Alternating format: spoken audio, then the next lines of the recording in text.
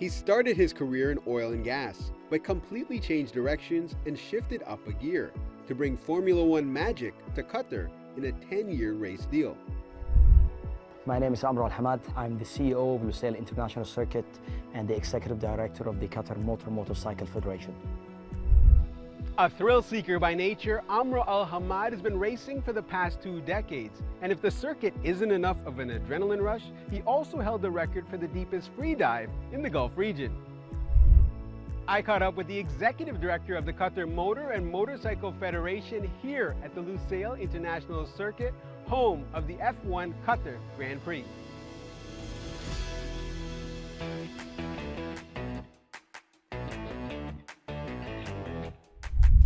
Amro, this is the 3rd year Qatar will host the Formula One Grand Prix. You were integral in making this happen. Why were you so determined to bring this particular race right here?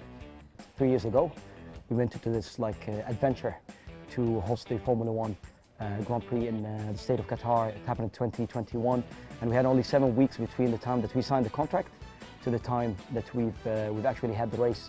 There's a lot of changes that happened on the circuit.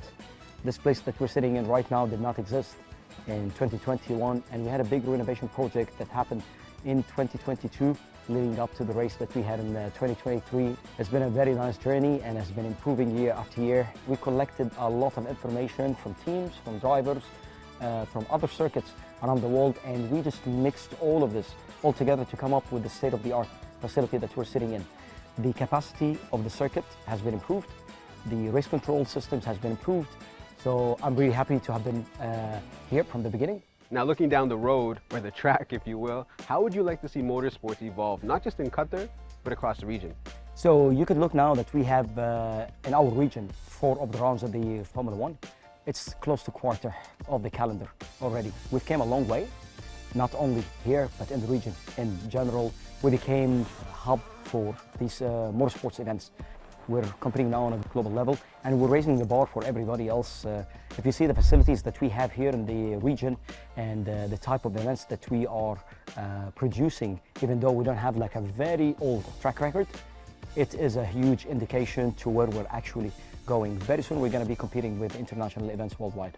Formula One is a huge asset that we have in the state of Qatar, and it's not only about hosting the event as an event, but also as an encouragement for the younger youth and younger generations to join the field of motorsports. Now, developing female talent in motorsports is clearly very important to you. Why does this appeal to you, and what strategies are in place to turn rhetoric into reality? If you look at sports in general, before the World Cup, all the younger boys and the younger generations in Qatar wanted to become football players, and all the girls wanted to do horse riding. We do have a great culture in the state of Qatar encouraging females to join sports in general, and now it's our aim to involve more girls into motorsports. We're seeing a lot of interest from the female sector, and this comes from the fact that we're running a lot of racing programs, and I'm 100% sure that there's a lot of parents and a lot of younger female enthusiasts that are looking at the drivers that we have now in various championships and think, oh, I could be in that position. And it's our role and our responsibility here in the Qatar Motor Academy to actually support that initiative and put programs in place to be able to nourish all this interest in motorsports. This country has become synonymous with successfully hosting large sporting events. As an ambassador for motorsports, do you feel a sense of responsibility to keep that momentum going? If you look at the time that when we hosted the World Cup here, there was a lot of very good word of mouth from the people that left the state of Qatar with good memories and good feedback, and they gave this to their families and friends, and we saw this translated already on the ticket sales that we had last year. We need to carry on that momentum. The economical impact that these sporting events have here is huge. Imagine now the amount of people that comes to attend these events here. They buy aircraft tickets, they book hotels, they buy meals, and most importantly, they get to understand or learn a lot about our culture, and this in itself is priceless.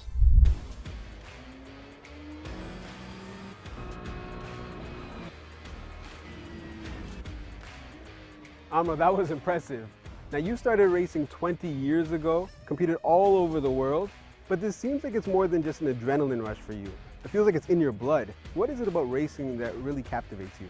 Racing in general is a part of our DNA and our culture. We've always been taught to compete since a very, very young age. And the last couple of years of my racing career, I was doing endurance and I'm obsessed with it. It taught me discipline, taught me teamwork, taught me agility. And the strategy itself, I do not race anymore, but I wouldn't say that I'm not competing. And now I live that through the younger generations that we have in the academy, all the kids with their racing programs and even the grown-up teams. I love to be just beside them. Everything I've learned over the years is now being transferred to the younger generations, and even they have sources and resources that is available for them now that was not during my time. And I'm really happy to see all that progression. Whatever we were doing during our time in such a long time, it can be achieved now on a very short timeline. Now, when you're not pushing the pedal to the limit, you're also pushing yourself to other dangerous hobbies. You do free diving. In fact, you held the record for the deepest free dive in the region. Yeah. This must take a toll on your body. So freediving is something also that is in our DNA. Our ancestors, they used to do a lot of pearl diving. So it came also for me as something that is natural, that does not require that much of adrenaline. In freediving, I concentrate more in reserving my power and reserving my oxygen and actually going into a very peaceful state. In freediving, we depend on the capacity of our lungs, on the storage of oxygen that we have in our bodies. And it's all about depth and breath hold. So it was the yin and yang between motorsports and doing another sport. That's incredible DNA to have all this endurance, speed, agility. You've got it all. Well, I'm still learning a lot of things. I still do a lot of other motorsports. I do enduro, I do motocross. I try to travel to different places to do some enduro trips, and the main aim is not only the riding and the sports of it. I get subjected to other cultures and other people from different mindsets. And this is exactly what we were looking for when we hosted the World Cup and other sporting events here. We were inviting people to come and learn more about our culture. Pushing yourself is one thing, motivating others is another. As a leader, what would you like the young boys and girls watching to take away from your example? Everybody has a set of skills that they can use to actually reach the goals that they have. 99% of the time, you could do what you've dreamt of if you plan it properly and have the right path. So I would just cascade a message to the younger generations: chase your dream, and if it doesn't happen, at least you're not going to have the doubt in the future, what if. So always chase what you want.